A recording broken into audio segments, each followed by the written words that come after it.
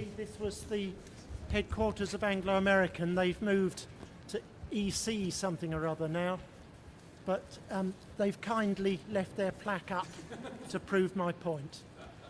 And Javier will tell us about Anglo American in Latin America, and then Daniel will talk a little bit about the history of Anglo American. Yeah.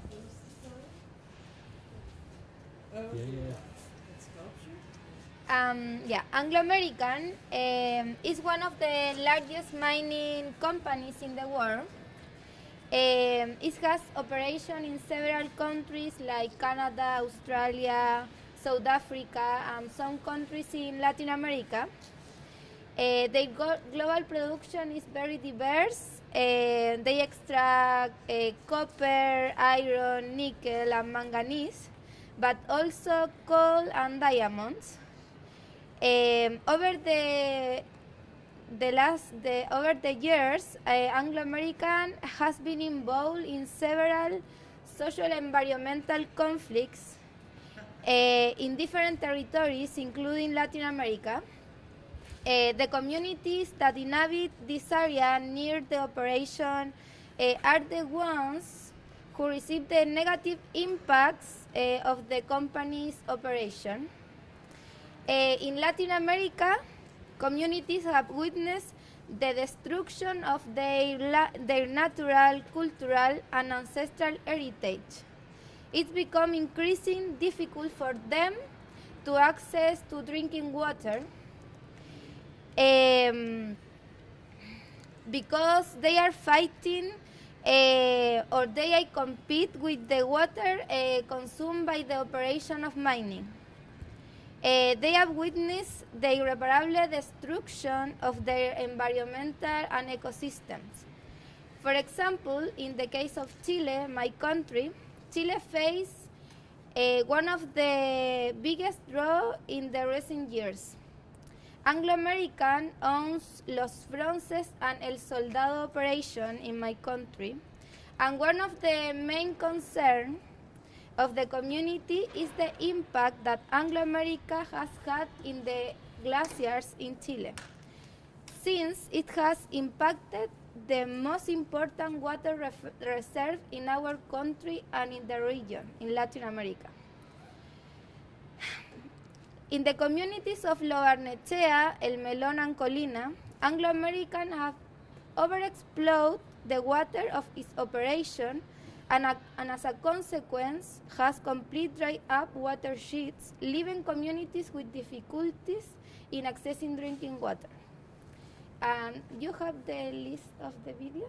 Yeah, I would like that if you can watch the video number 4 of Anglo American. There is a testimony of Jimena Gallardo, a Chilean friend, is a member of the community of El Melón. So we can watch the video together.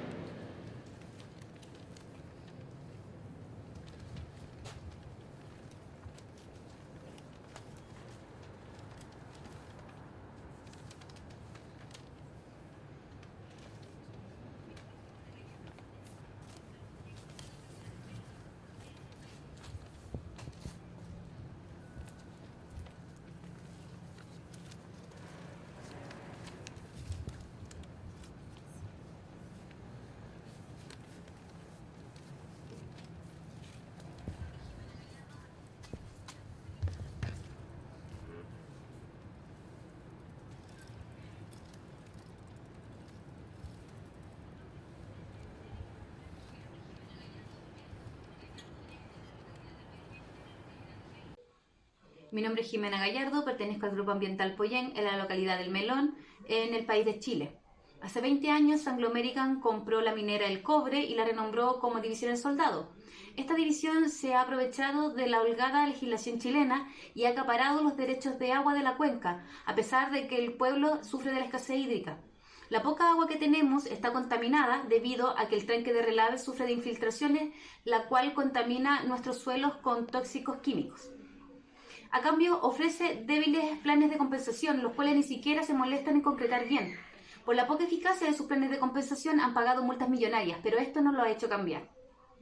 Deforestan bosque nativo, contaminan el aire, ponen en peligro el pueblo con un gigante tranque de relave a pocos kilómetros de nuestras cabezas, sin importar que este pueblo ya fue sepultado una vez bajo relave, muriendo cientos de personas. A pesar de la cercanía de la faena al pueblo, la empresa solo admite que un pequeño trozo del pueblo es una zona de afectación.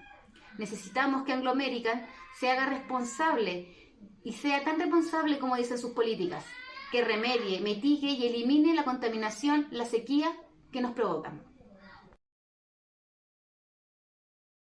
I'm gonna explain a bit about the situation that several communities are facing in their territories.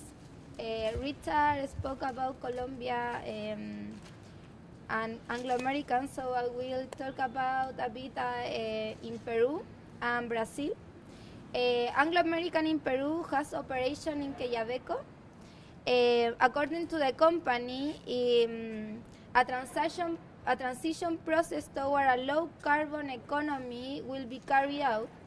However, for the activity of this mine in Quellaveco, it will require around 22 million cubic meters of water per year, which come from the Titire River, the main important river for the community, in a region where communities have serious drought problem. This could modify the hydrological cycles of basin and rivers.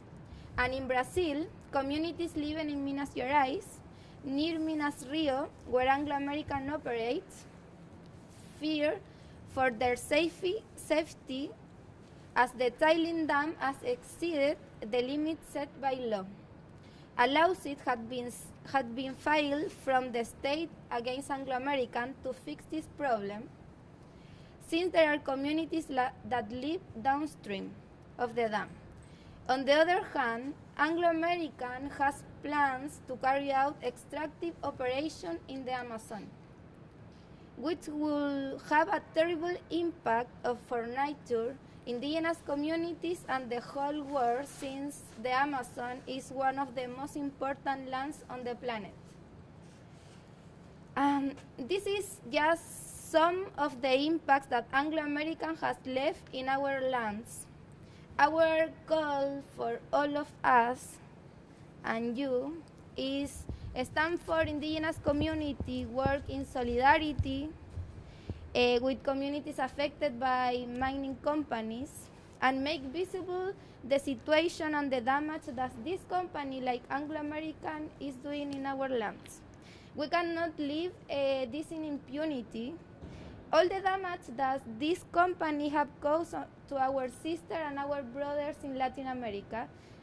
We won't accept more violence, we won't accept more oppression, and we won't accept more sustainable operation in our lands. It's important that we are here because today is the Chilean Day in the UK here, and representatives from the Chilean government are in a meeting with a representative from the British government, and they are deciding some another business in our land, and I'm sure that decision will affect our life in the future. So it's really important that we are concerned about that, and you can share this information and you can work close with different affected communities, of course support the work we are doing in London Mining Network. So that's it. Thank you.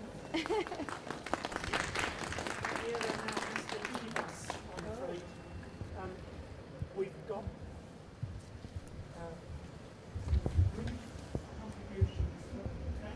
tell us a little bit about the history of Anglo. And then Maya's going to say something more about Vale in Indonesia. She would have said it in the case where we needed to let Javier go to run over finance. Thank you so much.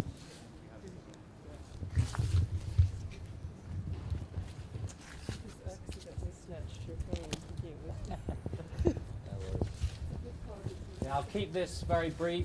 I wanted to speak a little bit about the history of Anglo American because it's a history that is quite close to home for me.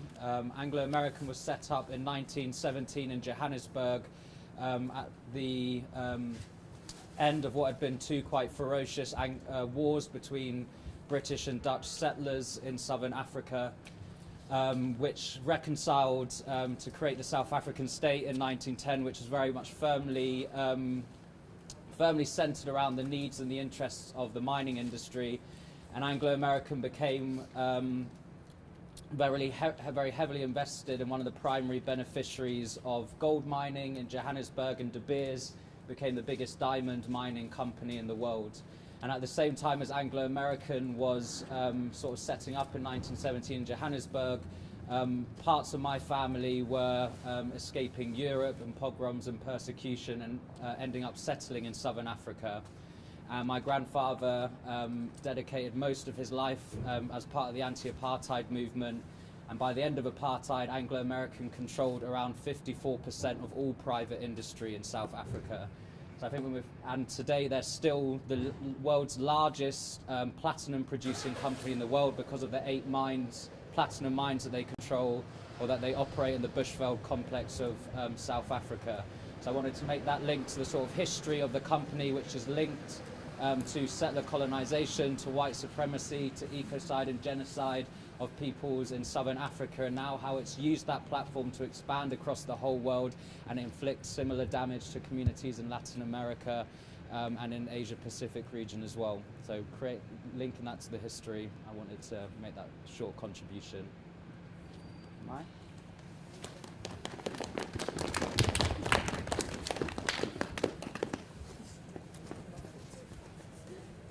When Mai has spoken, Whit's going to wrap things up, and then if you've got questions, you can ask them as we walk towards the ICA, or indeed in the ICA. I think it's more than Vale actually, because we talk about nickel mine. You know how nickel waste mine is? Do you ever see the volcanic lava? It's like around 1,500 degrees. That's the waste of the nickel mine, the smelter mine. So Vale now is on the biggest nickel mine in Indonesia. So in 2015, I was there to have research and work with the community for Photo Voices. Now just standing in the bridge, when in behind me there is the waste with the big ball of the steel, bring the waste of the nickel mine. I feel hot. So you can imagine 1,500 degrees.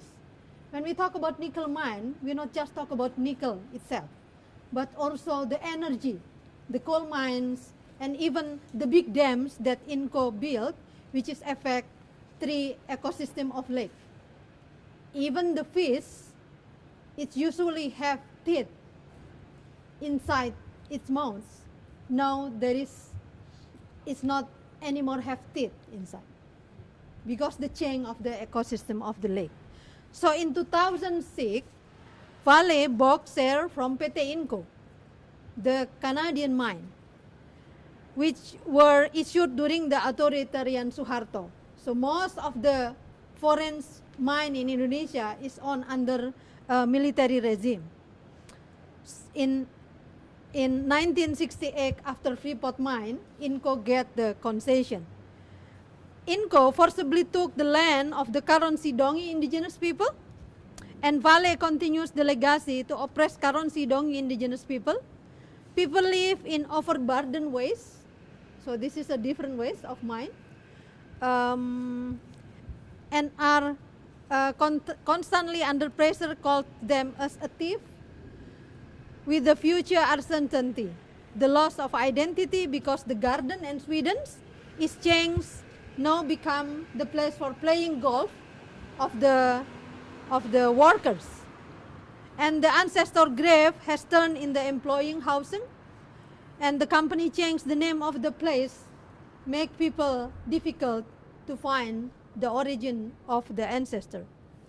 Vale has maintained the conflict between indigenous people, Karonsi Dongi, which is on the land that extracted, and the Sorowako people, which is the smelter of the nickel mines there. So by that, maintaining the conflict and competition is the way for the companies to assert their power over communities, local governments, and also national elite over pollution caused by the nickel smelters and change in the tree lake ecosystem and the destruction of indigenous people culture. Increasing the nickel demand for energy transition made the increase of environmental destruction and human rights violation around nickel mine, not just in Indonesia, but with all the company that already mentioned before. Thank you.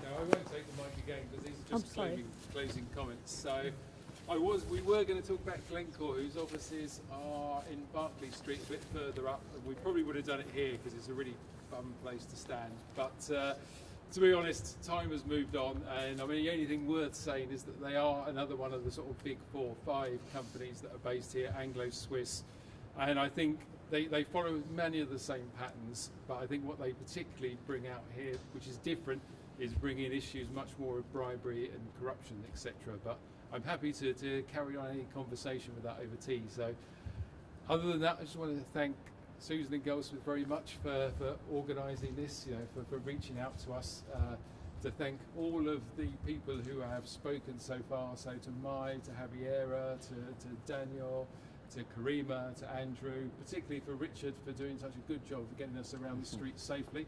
No one died, that's always the key thing. Make sure you bring everyone home alive. We haven't finished yet. Well, then when I finish saying the final goodbye, we should be safe.